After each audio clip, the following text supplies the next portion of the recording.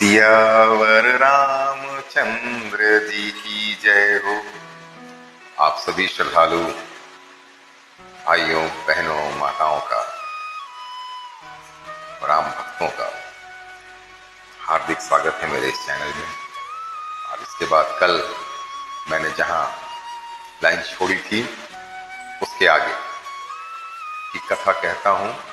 और संदर्भ ये है कि महामुनि देवर्षि नारद जी को मोह हो गया और वो प्रभु श्री राम के माया के वश में फंसकर एक जगह चले गए स्वयंवर में हिस्सा लेने। वहां की राजकुमारी बहुत ही सुंदर थी, साक्षात लक्ष्मी का ही अवतार थी। बहुत सारे राजा महाराजा आए थे। नारद जी ने प्रभु श्री राम से, भगवान से अपने लिए उनका ही रूप मांग लिया।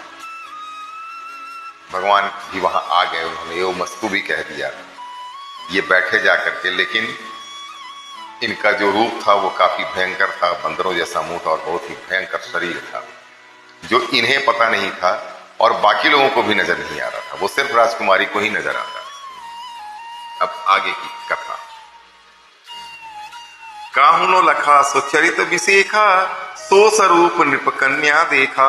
मरकट बदन भयंकर देही, देखत हृदय क्रोध भाते ही।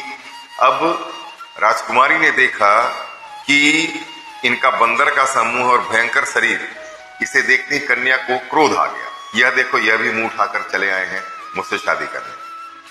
सखी संग लय कुंवरी तब, चली जनुराज मराल। देखी फिर महीप सब, कर सरोज जयमाल।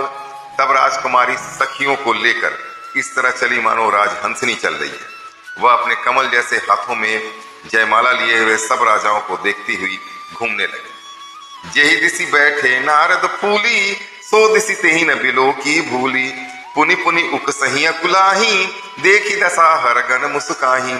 जिसो नारद जी बड़े गर्व में फूले बैठे थे कि उन्हें तो विष्णु जी का रूप मिला हुआ है, उधर राजकुमारी जी ने एक बार भी नहीं देखा।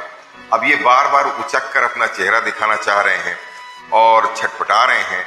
इसे देखकर बाकी राजा महाराजा राजकुमार भी मुस्कुरा रहे हैं। और शिव जी के गण वहां दो आ गए थे जो इनका बहुत मजाक उड़ा रहे थे, वो भी मुस्कुराते हैं। धरि नृप तनु तगयऊ कृपाला, कुंवरी हरसि मेलेऊ जयमाला। दुल्हिन लय गए लक्ष्मी निवासा, नृप समाज सब भयऊ निराशा। तब एक राजा का शरीर धरकर भगवान विष्णु खुद वहां पहुंचे। उन्हें राजकुमारी ने तुरंत वरण कर लिया, उनके गले में वरमाला डाल दी और विष्णु भगवान अपनी दुल्हन को लेकर चले गए। बाकी सारे राजा महाराजा जो वहां बैठे थे स्वयंवर में, सब निराश हो गए। मुनियति विकल मुंह मति नाठी, मनि गिरी गई छूटी जनु गाठी। तब हरगन बोले मुस्काई, निज मुख मुकर बिलो कहीं जाई। मुनि इतने विकल हो गए माया के मोह के बस में कि उन्हें लगा कि उनके हाथ से कोई बहुमूल्य मणि गिर गई। तब शंकर भगवान के जो दो गण थे, उन्होंने कहा कि मुस्कुराकर कहा कि हुजूर, एक बार अपना जा करके चेहरा तो देख लीजिए, दर्पण में मुंह देखिए। अस कही दो भागे भय भारी, बदन दीख मुनि बारी निहारी। बेसु बिलोक क्रोध अति बाढ़ा, तिनहि सराप दिन अति गाढ़ा। अब ये कह करके दोनों डर के मारे भाग गए। जब मुनि ने जल में झांक कर अपना मुंह देखा, अपना रूप देखकर उनका क्रोध बहुत बढ़ गया। उन्होंने शिव जी के उन गणों को अत्यंत कठोर शाप दे दिया। हो निशाचर जाई तुम, कपटी पापी दो। हंसे हूं हम सो फलेहु फल, बहुरी हंसे हूं मुनि को। तुम दोनों कपटी और पापी जाकर राक्षस हो जाओ। तुमने हमारी हंसी की उसका फल चखो, अब फिर किसी मुनि की हंसी मत करना। पुनि जल दीख रूप निज पावा, तदपि हृदय संतोष न आवा। फरकत अधर कोप मन माही, सपदि चले कमलापति पाही। अब दोबारा जब उन्होंने फिर अपना चेहरा देखा तो अपना जो असली स्वरूप था वो आ गया। लेकिन अब उन्हें संतोष नहीं हुआ। उनके होंठ फड़क रहे थे गुस्से में, क्रोध भरा हुआ था मन में। तुरंत ही वे भगवान कमलापति के पास चले। देहूं श्राप की मरी हूं चाई, जगत मोरी उपहास कराई, बीच ही पंथ मिले नुजारी, संग रमा सोई राजकुमारी। मन में सोचते जाते थे, जाकर शाप, या तो शाप दे दूंगा या प्राण दे दूंगा। उन्होंने जगत में मेरी हंसी कराई।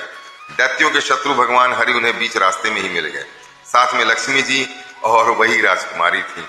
बोले मधुर बचन सुर साई, मुनि कह चले बिकल की नाई, सुनत बचन उपजायति क्रोधा, माया पसु न रहा मन बोधा। अब भगवान ने मुस्कुराकर उनसे पूछा मीठी वाणी में, हे मुनि, व्याकुल की तरह कहाँ चले? यह सब सुनते ही नारद को बड़ा क्रोध आया और माया के वशीभूत होने के कारण मन में उनका थोड़ा सा भी होश नहीं रहा। पर संपदा सकहु नहीं देखी, तुमरे ईर्षा कपट बिसेखी, मथत सिंधु रुद्र ही बौराय हूं, सुरन प्रेरी विषपान कराय हूं। तुम दूसरों की संपदा नहीं देख सकते, पता नहीं क्या क्या अनाप शनाप बोल गए अपने भगवान को। तुम्हारे ईर्ष्या और कपट बहुत है। समुद्र मथते समय तुमने शिव जी को बावला बना दिया और देवताओं को प्रेरित करके उन्हें विषपान करा दिया। असुर सुरा विष शंकर ही आपुरमा मनिचारु, स्वार्थ साधक कुटिल तुम सदा कपट व्यवहार। असुरों को मदिरा और शिव जी को विष देकर तुमने स्वयं लक्ष्मी और सुंदर यानी कौस्तुभ मणि ले ली। तुम बड़े धोखेबाज और मतलबी हो, सदा कपट का व्यवहार करते हो। परम स्वतंत्र न सिर पर कोई, भाव ही मन ही करहु तुम सोई, भले ही मंद मंद ही भल करहु, विस्मय हरस नहीं है कछु धरहु। तुम परम स्वतंत्र हो, सिर पर तो तुम्हारा कोई है नहीं, नियंत्रण है नहीं। इससे जब जो मन को भाता है स्वच्छंदता से वही करते हो, भले को बुरा और बुरे को भला कर देते हो। हृदय में हर्ष के साथ कुछ भी नहीं लाते। डह की डह एक परचेहू सब काहू, अति असंक मन सदा उछाहू, कर्म शुभाशुभ तुम ही न बाधा, अब लगी तुम ही न काहू साधा। सबको ठग ठग कर परख गए हो और अत्यंत निडर हो गए हो। इसी से ठगने काम में मन में सदा उत्साह बना रहता है। शुभ अशुभ कर्म तुम्हें बाधा नहीं देते। अब तक तुमको किसी ने ठीक नहीं किया था। भले भवन अब बायन दिन्हा, पावहुगे फल आपन किन्हा, बंचे हूं मोहि जवनी धरी देहा, सोई तनु धरा हूं श्राप मम एहा। अब की तुमने अच्छे घर में बयाना दे दिया है, न्योता दे दिया है। मेरे जैसे जबरदस्त आदमी से छिड़कानी की है, अतः अपने किए का फल अवश्य पाओगे।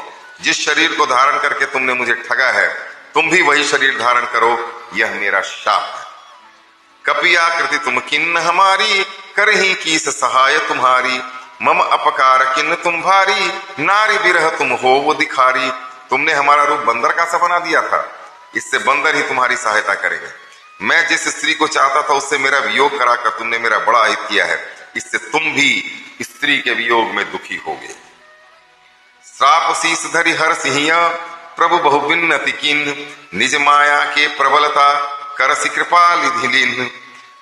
शाप को सिर पर चढ़ाकर हृदय में हर्षित होते हुए प्रभु ने नारद जी से बहुत विनती की और तब कृपा निदान भगवान ने अपनी माया की प्रबलता खींच ली।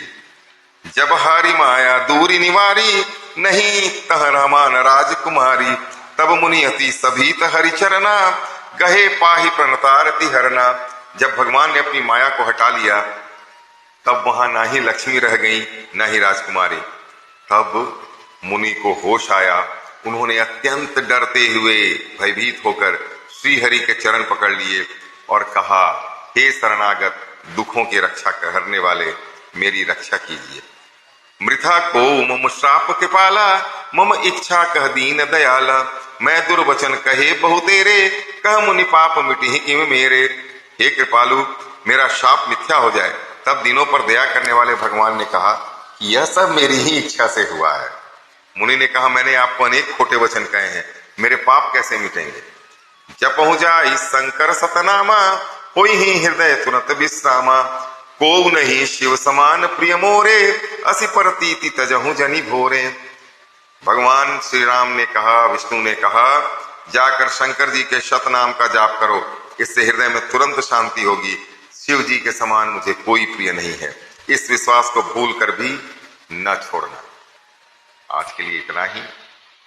अच्छा है, मुझे पूर्ण विश्वास है कि आपको सुनने के बाद यह प्रसंग बड़ा अच्छा लगेगा, बहुत ज्ञान भी प्राप्त होगा। तब तक के लिए मुझे आज्ञा दीजिए। कल फिर हाजिर होता हूं आप सबके सामने। श्री रामचरितमानस ये आगे की पंक्तियों को लेकर।